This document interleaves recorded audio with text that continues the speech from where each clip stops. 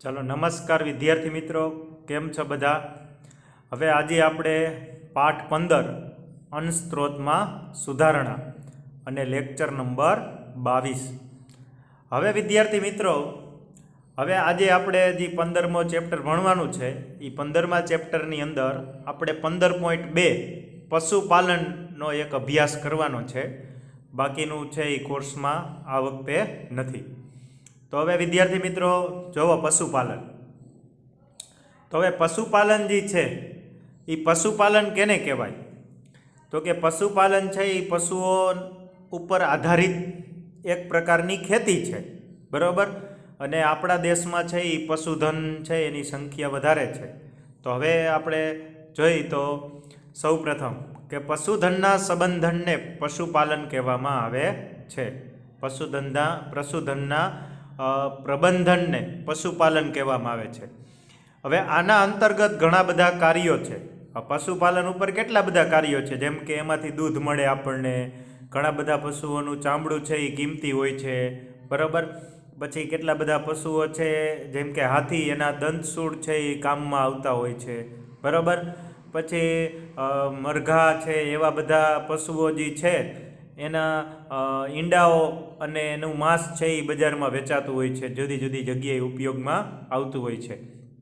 પછી માછલી આધારિત ખેતી હોય છે, બરાબર.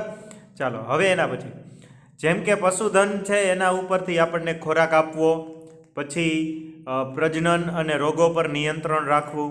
પશુધન છે એનો ખોરાક આપણે આપવો જોઈએ પશુઓને, પછી એના પ્રજનન અને રોગોનું નિયંત્રણ કરવું જોઈએ. પછી પશુપાલનમાં દુધાળા ઢોર, બકરી, ઘેટા, ગાય, ભેંસ, આવા બધા પશુઓ પહેલાં તો સમાવેશ થાય છે. ગાય, ભેંસ અને બકરી અને ઘેટા એ દૂધ આપનારા પશુઓ છે. મરઘા અને મત્સ્ય ઉછેરનો પણ સમાવેશ થાય છે. મરઘા પાલન કેન્દ્ર અને મત્સ્ય ઉછેર કેન્દ્ર, બરાબર, આનો પણ સમાવેશ કરવામાં આવે છે. અને બીજું એના પછી વસ્તી વધારો અને રહેણીકરણીમાં સુધારાના કારણે ઈંડા, દૂધ અને માંસની માંગ છે એ દિવસે ને દિવસે વધતી જાય છે. હવે આપણા દેશમાં જેમ વસ્તી વધારો થતો જાય છે અને શહેરીકરણનો વધારો થાય છે, રહેણીકરણીનો વધારો થાય છે. રહેણીકરણી એટલે શું? તો કે બધાયના આગવા જીવનમાં ફેરફાર થવો, આધુનિક જીવન બધા જીવે છે, બરાબર. કે જેના અંદર સુધારો થવાના કારણે આપણે ઈંડા, દૂધ અને માંસની માંગ છે એ દિવસે ને દિવસે વધતી જાય છે. જેથી કરીને પશુપાલનમાં આપણે ધ્યાન આપવું જરૂરી છે અને એમાં વધારો કરવો જરૂરી છે. પશુધન માટે માનવીય વ્યવહારના પ્રતિ જાગૃતિ હોવાના કારણે પશુધનની માવજતમાં કેટલીક નવી મર્યાદાઓ પણ આવેલી છે. પશુધન માટે માનવીય વ્યવહાર છે એ પ્રતિ જાગૃતિ, હવે લોકો છે હવે દિવસે ને દિવસે જાગૃત થતા ગયા, કે જેના કારણે પશુધનની માવજત છે એ આપણે સારી રીતે કરવી જોઈએ. અને અમુક છે એ નવી મર્યાદાઓ પણ આવે છે, કે જેમ કે ચોકસાઈ રાખવી જોઈએ. પછી સારા પ્રકારનું દૂધ હોય તો એના સારો ભાવ મળે બજારમાં. તો જે પશુપાલન કરનારા જે લોકો હોય એને પશુઓને છે એ વ્યવસ્થિત સાફ સફાઈ રાખવી જોઈએ, બરાબર. એટલા માટે પશુધનનું ઉત્પાદન વધારવા માટે અને તેઓમાં સુધારણાની આવશ્યકતા છે. પશુધનનું ઉત્પાદન વધારવા અને તેની સુધારવા એટલે કે સુધારણાની આવશ્યકતા એટલે કે જરૂરી છે, બરાબર. ઉત્પાદન વધુ આવે દૂધનું, અને એમાં સુધારો કેવી રીતે થાય? કે માની લ્યો કે અત્યારે કોઈ ભેંસ છે એ રોજનું 20 લીટર દૂધ આપતી હોય, સવારે 10 ને સાંજે 10, તો એ 20 લીટરમાંથી 25 લીટર દૂધ કેવી રીતે થાય? તો એના જનીનમાં ફેરફાર કરી અને એમાં છે એ નવા પશુઓ છે એ કેવી રીતે બનાવવામાં આવે, બરાબર. જેમ કે નવી નવી ગાયોનું કે નવી ભેંસનું, બરાબર, એવી રીતે જુદી જુદી જાતિઓનું સંકરણ કરાવી અને જુદા પ્રકારની ગાય કે ભેંસ બનાવવામાં આવે, બરાબર. એટલે એની જાતિમાં સુધારો થાય અને દૂધનું ઉત્પાદન વધારે થાય. હવે આવશે પશુની ખેતી કે કૃષિ. પશુપાલનના બે ઉદ્દેશો છે. પશુપાલન કરવા માટે પાછળ છે એ બે હેતુઓ રહેલા છે. એક તો દૂધ ઉત્પાદન માટે અને બીજું છે એ ખેતીવાડીના કામકાજ માટે બળદ છે એનો ઉપયોગ કરવામાં આવે. પશુપાલનના બે ઉદ્દેશો છે કે દૂધ આપવાવાળા અને ખેતીમાં ઉપયોગી કામ કરનારા, જેમ કે હળ ચલાવનારા પ્રાણીઓ એટલે કે બળદ, સિંચાઈ માટે તો કે બળદ, બરાબર. સિંચાઈ માટે એટલે પાણી છે એ કૂવામાંથી બહાર કાઢવા માટે પહેલાંના જમાનામાં, એટલે કે આજથી 20 વર્ષ પહેલાં, 20-25 વર્ષ પહેલાંની વાત કરી તો ત્યારે કોસ હાલતા, કોહ જેને કહેવામાં આવે તો સામાન્ય ભાષામાં. તો તમારે ગુજરાતીની અંદર બોડો પાઠ આવે છે તો એ પાઠની અંદર કોહ છે એનો ઉલ્લેખ કરવામાં આવેલો છે. કોહ એટલે એક પ્રકારનો છે એ બળદ દ્વારા કૂવામાંથી બહાર કાઢવાનું એક પ્રકારનું સાધન, બરાબર, કે જેને કોસ કહેવામાં આવે છે. હવે બીજી વાત, ભારવહન કરનારા. ભારવહન એટલે કે એક જગ્યાએથી બીજી જગ્યાએ વસ્તુઓને લઈ જવી, એના માટે પણ બળદ અને ઊંટ કે જેવા પ્રાણીઓ છે એ ઉપયોગમાં આવે છે. માટે પશુઓને પાળવા જરૂરી છે, બરાબર. મુખ્ય ઉદ્દેશ દૂધ આપવા માટે અને બીજો ખેતીવાડીના કામ કરવા માટે. ભારતીય પશુપાલનમાં પશુઓની મુખ્ય બે જાતિઓ છે. એક તો આપણને કામ આવનારી અને દૂધ વધારે આપનારી બે જાતિઓ છે. એક તો ગાય અને બીજી આવશે ભેંસ. હવે ગાય છે એનું વૈજ્ઞાનિક નામ છે બોસ ઇન્ડિક્સ, બરાબર, એ એનું વૈજ્ઞાનિક નામ છે. અને ભેંસનું વૈજ્ઞાનિક નામ છે બોસ બુબેલિસ. હવે દૂધ આપનારી માદાઓ દુધાળા પશુઓ જેને કહેવામાં આવે છે. હવે માદા જાતિ છે એ દૂધ આપે છે અને આ ગાયની નર જાતિ હોય, બરાબર, એમાંથી બળદ બને છે. દૂધ ઉત્પાદન પશુનું દુગ્ધ સ્ત્રવણના સમયગાળા પર કોઈ એક મર્યાદા સુધી આધારિત હોય છે. દૂધ ઉત્પાદન છે એ પશુનું દુગ્ધ સ્ત્રવણના સમયગાળા પર કોઈ એક મર્યાદા સુધી આધારિત હોય છે. એટલે કે 1 વર્ષ સુધી ગાય કે ભેંસ છે એ દૂધે છે, એમ એની એક મર્યાદા હોય છે. જેનો અર્થ એ થાય છે કે બચ્ચાના જન્મ પછી દૂધ ઉત્પાદનનો સમયગાળો પ્રારંભ થાય છે. બચ્ચું એટલે કે ગાય અને ભેંસનું જે બચ્ચું હોય, બરાબર, કે જેના જન્મ પછી દૂધ સ્ત્રવણ છે એ શરૂ થતું હોય છે જરૂર. હવે નિવાસસ્થાનની આવશ્યકતા હોય છે અને પશુઓના શરીર પર ખરેલા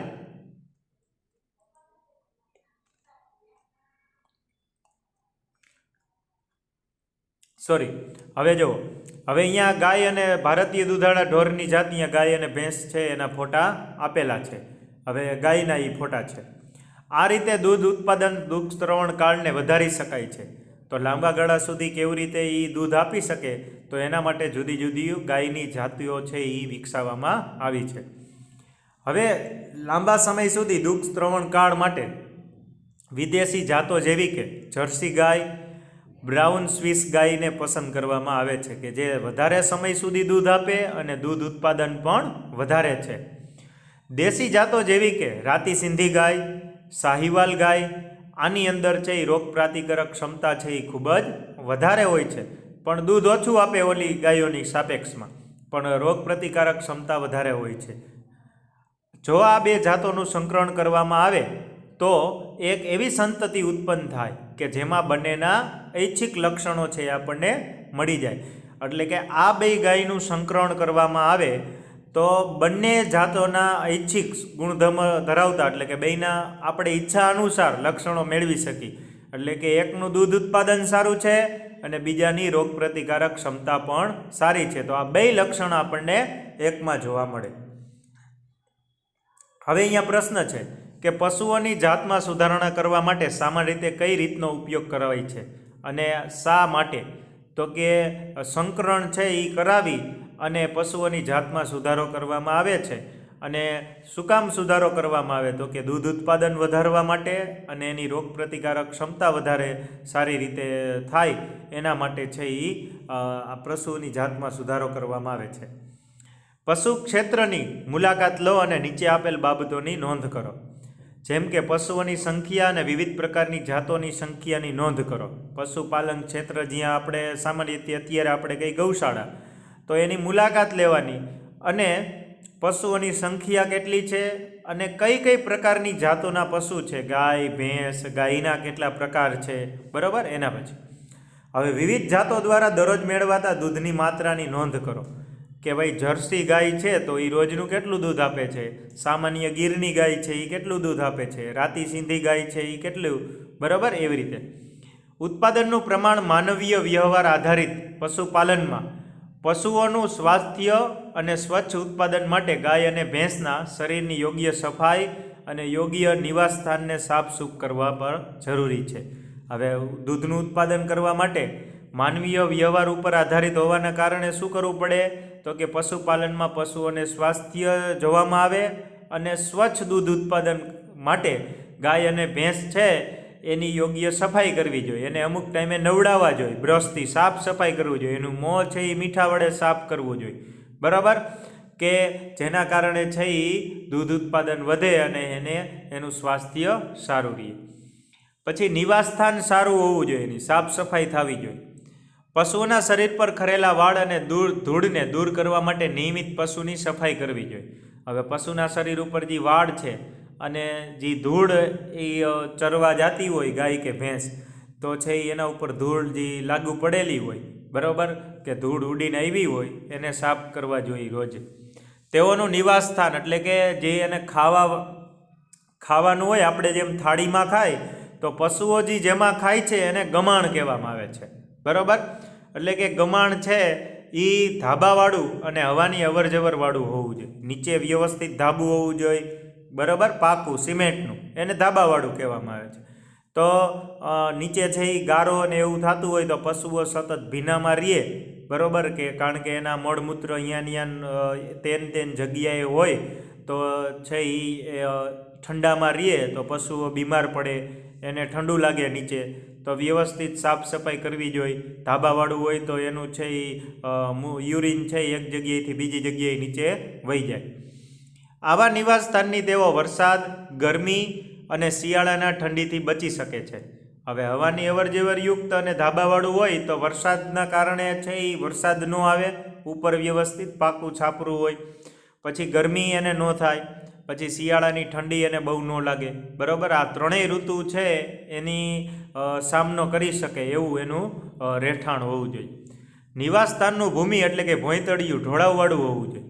ભોંયતળિયું એટલે નીચે ધાબુ જે ઢોળાવવાળું હોવું, જેના કારણે એનું યુરિન છે એ ઢળી જાય અને એક જગ્યાએથી બીજી જગ્યાએ સહેલાઈથી વહી જાય, જેથી તે સાફ અને સૂકું રહે. દૂધ આપવાવાળા પશુઓ કે જેને ડેરી પશુ કે આહારની આવશ્યકતા બે પ્રકારની હોય છે. હવે દૂધ આપવાવાળા જે પશુઓ હોય એને જે ખોરાક જરૂરી છે એ બે પ્રકારના ખોરાક હોય છે. એક પ્રકારનો આહાર કે જે તેઓના સ્વાસ્થ્યને સારો જાળવી રાખે એવો ખોરાક આપવામાં આવે છે, કે જે તેનું સ્વાસ્થ્ય સારું જળવાઈ રહે એવો એનો ખોરાક હોય છે. બીજો પ્રકારનો ખોરાક છે કે જે તેના દૂધ ઉત્પાદનમાં વધારો કરે એવા પ્રકારનો ખોરાક આપવામાં આવે છે, જેમ કે આપણે કપાસિયાનો એનો ખોળ આપતા હોય છે, બરાબર. તેની જરૂરિયાત દુગ્ધ સ્ત્રવણ કાળ સમયે હોય છે, ખાસ કરીને જેમ કે ખોળ આપવામાં આવે છે એ દુગ્ધ સ્ત્રવણ કાળની અંદર દૂધનું ઉત્પાદન વધારે છે. પશુ આહારમાં એક તો મોટો કે વૃક્ષ ચારો એટલે કે ખાંડેલું અનાજ હોય છે, જેને ગામડાના લોકો ભેડકું એવું નામ આપે છે, દળેલું અનાજ જેને કહેવામાં આવે છે. સામાન્ય રીતે મુખ્યત્વે રેસામય હોય છે. અને બીજો કે સમૃદ્ધ, જેમાં રેસા ઓછા હોય છે અને પ્રોટીનની માત્રા વધારે હોય અને અન્ય પોષક તત્વો વધારે હોય એવો ખોરાક આપવામાં આવે છે. પશુઓને એક સંતુલિત આહારની જરૂરિયાત હોય છે, જેમાં યોગ્ય માત્રામાં બધા જ પોષક તત્વો મળી રહે, એટલે કે પોષક તત્વો ઉપરાંત લઘુ પોષક તત્વો એટલે સૂક્ષ્મ પોષક તત્વો પણ ભેળવવામાં એની અંદર આવે છે. તો આપણે ટીવીમાં ને એમાં જાહેરાત આવે છે કેલ્શિયમ છલોછલ, બરાબર, એવા ટૂંકમાં એની અંદર રાજદાણ છે એટલે અથવા તો ખાસ કરીને બનાવેલા એવા પોષક તત્વોવાળો ખોરાક છે એ પશુઓને આપવો જોઈએ, એટલે કે એના દૂધ ઉત્પાદનમાં વધારો થાય અને પશુ સ્વસ્થ રહે. ઢોર અનેક પ્રકારના રોગોથી ગ્રસ્ત થઈ શકે છે, જેના કારણે તેમના દૂધ ઉત્પાદનની ક્ષમતામાં ઉણપ અથવા તો તેઓનું મૃત્યુ પણ થઈ શકે છે. હવે જે પશુઓ હોય, બરાબર, એ અનેક પ્રકારના રોગોનો સામનો કરતા હોય છે, પણ અનેક પ્રકારના રોગોથી એને ચેપ લાગી શકે, જેના કારણે એની દૂધ ઉત્પાદનની ક્ષમતા ઘટી શકે અને તેઓનું મૃત્યુ પણ થઈ શકે.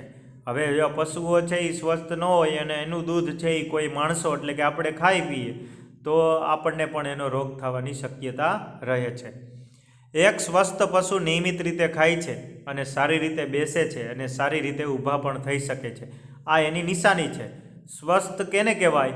તો કે સારી રીતે એ બેસી શકે, સારી રીતે ખોરાક ખાઈ શકે, ઊભા થઈ શકે, બરાબર, આને સ્વસ્થ કહેવામાં આવે. ઢોરમાં બાહ્ય પરોપજીવી અને અંતઃપરોપજીવી બંને હોય છે, બરાબર. બાહ્ય પરોપજીવી અને અંતઃપરોપજીવી આ બંને પ્રકારના સૂક્ષ્મ જીવોથી એને નુકસાન પહોંચે છે. બાહ્ય પરોપજીવી એટલે બહારથી નુકસાન પહોંચાડે ઢોરને, અને અંતઃપરોપજીવી એટલે કે જે અંદર શરીરની અંદર આંતરડામાં છે એ ચેપ લગાડતા હોય છે. હવે એના પછી બાહ્ય પરોપજીવીઓ ઢોરની ત્વચા પર રહે છે, જેનાથી ઢોરની ત્વચાને રોગ થઈ શકે છે. જેમ કે બાહ્ય પરોપજીવી એટલે કે ઈતેરડી છે, પછી બગાઈ નામની, બગાઈ જેને માખી કહેવામાં આવે, બંગા, બરાબર. આપણે જે બગાસું ખાઈ તે નહીં, બંગા એને કહેવામાં આવે છે. એ એક પ્રકારની માખી હોય છે, ગામડાના લોકો એને એવું નામ આપે છે.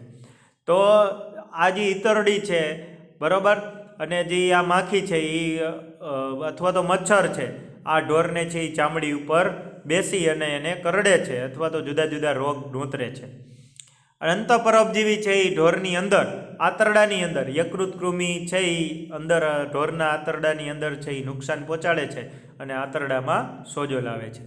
હવે જુઓ, બાહ્ય પરોપજીવી ઢોરની ત્વચા પર રહે છે, જેનાથી ઢોરની ત્વચાનો રોગ થઈ શકે છે. અંતઃપરોપજીવી જેવા કે કૃમિઓ જઠર અને આંતરડાને તથા યકૃત કૃમિ છે એ યકૃતને રોગગ્રસ્ત કરે છે. અંતઃપરોપજીવી એટલે કે શરીરની અંદર રહેલારા જે સૂક્ષ્મજીવો છે તે જઠરને, આંતરડાને અને યકૃતને નુકસાન પહોંચાડી શકે છે. સંસર્ગજન્ય રોગ જેવા કે બેક્ટેરિયા અને વાયરસને કારણે થાય છે. સંસર્ગજન્ય રોગ એટલે ચેપી રોગ જે બેક્ટેરિયા અને વાયરસને કારણે ઢોરની અંદર થતા હોય છે. અનેક વાયરસ અને જીવાણુના રોગથી પશુઓને બચવા માટે રસી મુકાવવી જોઈએ, બરાબર. જેમ આપણે પોલિયોની અને જુદા જુદા રોગની વેક્સિન મુકાવવામાં આવે છે, બરાબર, એ એવી રીતે પશુઓને બચાવવા માટે, એટલે વાયરસથી થતા રોગથી બચવા માટે પશુઓને પણ રસી મુકાવવી જોઈએ, એટલે કે વેક્સિન મુકાવવી જોઈએ. હવે એના પછી આવશે મરઘાપાલન. મરઘાપાલન જનરલી એટલા માટે કરવામાં આવે છે કે મરઘામાંથી ઈંડા અને માંસનું ઉત્પાદન વધારવા માટે, બરાબર. ઈંડા અને મરઘાના માંસનું ઉત્પાદન વધારવા માટે મરઘાપાલન છે એ કરવામાં આવે છે. એટલા માટે મરઘાના પાલનમાં, એટલે કે મરઘાપાલનમાં ઉચ્ચ કક્ષાની મરઘીની જાતોનો વિકાસ કરવામાં આવે છે કે જે સારા પ્રમાણમાં ઈંડા અને એનું માંસ છે એ સારા પ્રકારનું હોય, એટલા માટે ઉચ્ચ જાતિ છે એ મરઘાની પાડવામાં આવે છે. ઈંડા માટે ઈંડા આપનારી લેયર મરઘીનું પાલન કરવામાં આવે છે. તો MCQમાં ખાલી જગ્યામાં આવું પૂછાય શકે કે ઈંડા આપનારી મરઘીની જાતો કઈ? તો લેયર મરઘી. અને માંસ આપનારી છે એ બોઇલર, બરાબર, બ્રોઇલર મરઘી છે એ માંસ માટે પાડવામાં આવે છે. નીચે આપેલા લક્ષણો માટે નવી નવી જાતોનો વિકાસ કરવામાં આવે છે અને નવી જાતોને બનાવવા માટે દેશી જેવી કે અસીલ અને વિદેશી જેવી કે લેગહોર્ન જાતોનું સંકરણ કરવામાં આવે છે. દેશી એટલે આપણી જાતના મરઘા, એટલે આપણા દેશના મરઘા છે એને અસીલ મરઘાઓ છે એ, અને વિદેશી જાતિના મરઘા એટલે કે લેગહોર્ન, આ મરઘાનું સંકરણ કરાવી અને નવા મરઘા છે એ બનાવવામાં આવે છે. હવે આ બેનું સંકરણ કરવામાં આવે તો શું કરવામાં આવે? તો કે મરઘાના બચ્ચાની સંખ્યા અને ગુણવત્તા સારી હોય.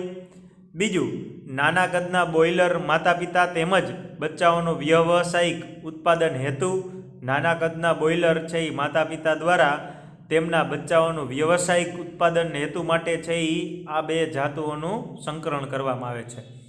ગરમીથી અનુકૂલન ક્ષમતા અને ઊંચા તાપમાનને સહન કરવાની ક્ષમતા સારી હોય એટલે આ બંને જાતિઓનું સંકરણ કરી અને નવી જાત છે એ બનાવવામાં આવે છે કે જે ગરમી સામે ટકી શકે અને ઊંચા તાપમાનને સહન કરી શકે. સાર સંભાળમાં ઓછા ખર્ચની જરૂરિયાત, બરાબર.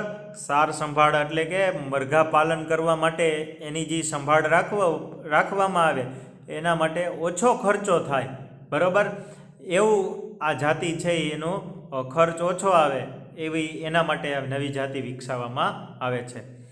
ખેતી માટે ઉપયોગી ઉત્પાદનની આડપેદાશ કે ઉપપેદાશ તરીકે પ્રાપ્ત થતા સસ્તા રેસામય આહારના ઉપયોગથી ઈંડા મૂકનારા પક્ષીઓનું કદ ઘટે છે, બરાબર.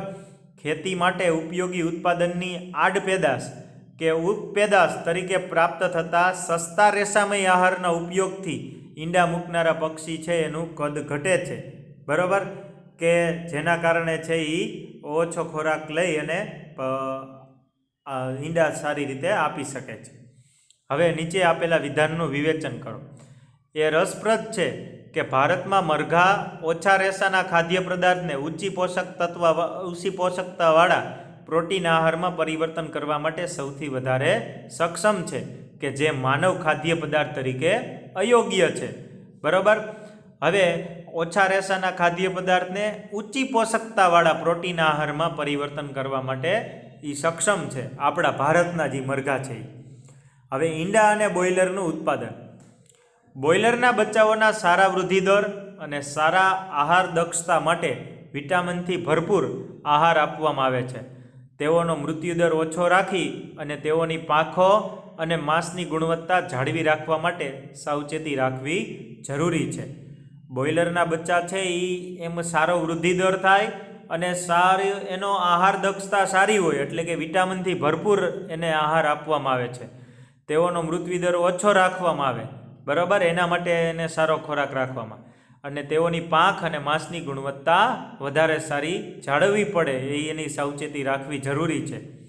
તેઓને બોઇલરના રૂપમાં ઉત્પાદન કરવામાં આવે છે અને માંસના પ્રયોજન માટે એનું ઉછેર કરવામાં આવે છે, કે માંસ એનું વધારે બજારમાં છે એ ઉપયોગી છે ખાવા માટે. મરઘાપાલનમાં સારું ઉત્પાદન મેળવવા માટે સારી પ્રબંધન પ્રણાલીઓ ખૂબ જ જરૂરી છે. મરઘાપાલનમાં સારું ઉત્પાદન મેળવવા માટે સારી પ્રબંધન પ્રણાલી એટલે કે એનું નિવાસસ્થાન સારું હોવું જોઈએ, એની સાફ સફાઈ વ્યવસ્થિત રાખવી જોઈએ, દરેક મરઘાને રોગ ન થાય એના માટે વેક્સિન મુકાવવી જરૂરી છે. વેક્સિન એટલે રસી મુકાવવી જરૂરી છે. જેમ કે તેઓના અંતર્ગત તેઓના નિવાસમાં યોગ્ય તાપમાન અને સ્વચ્છતાનું નિર્ધારણ કરી અને મરઘાના આહારની ગુણવત્તાને જાળવી રાખવામાં આવે છે. તેની સાથે રોગો અને જંતુઓ પણ નિયંત્રણ અને તેઓને બચાવવાની રીત પણ સંકળાયેલી છે. હવે એને જુદા જુદા રોગ ન થાય અને મરઘાની આજુબાજુ જે જંતુઓ છે એ ન આવે, બરાબર, એના માટે દવાનો છંટકાવ કરવો જરૂરી છે, સાફ સફાઈ રાખવી જરૂરી છે, આવું સાવચેતી રાખવી જરૂરી છે. બોઇલરનું નિવાસસ્થાન, પોષણ અને પર્યાવરણીય જરૂરિયાતો ઈંડા આપવાવાળી મરઘીઓથી કેટલાક અંશે અલગ હોય છે. હવે જે બોઇલર જે જાતિ છે એ શું આપે આપણને? માંસ આપે. તો ઈંડા આપનારી જાતિઓ છે એના કરતાં એનું નિવાસસ્થાન, એનું પોષણ એટલે કે આહાર અને પર્યાવરણીય જરૂરિયાતો એટલે કે તાપમાન, ઠંડી, બરાબર, આ પર્યાવરણીય જરૂરિયાતો કહેવાય. તો એ ઈંડા આપવાવાળી મરઘીઓ કરતાં થોડુંક જુદું હોય છે, અલગ હોય છે.